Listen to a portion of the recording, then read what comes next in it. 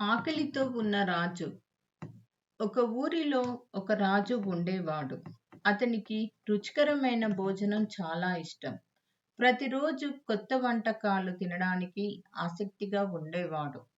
అతని ప్యాలెస్‌లో చాలా మంచి వంటవారు ఉండేవారు. కానీ రాజు ఇంకో ప్రత్యేకమైన వంటకం కోసం అన్వేషించేవాడు. ఒకరోజు రాజు ఊర్లో నడుచుకుంటూ వెళ్తూ ఉండగా ఒక ఇంటి దగ్గర రుచికరమైన వాసన వచ్చింది.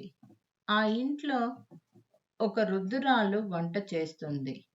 ఆ వాసనకు ఆకర్షితుడై రాజు ఆ ఇంట్లోకి వెళ్ళాడు. ఆవిడ వండిన పులుసు రాజుకు చాలా నచ్చింది.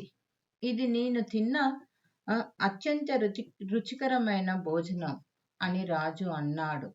అప్పుడు ఆ వృద్ధురాలు మృదువుగా నవ్వుతూ చెప్పింది, రాజా, ఇక్కడ ప్రేమతో వండితే ఏ వంటకం అయినా రుచికరంగా ఉంటుంది.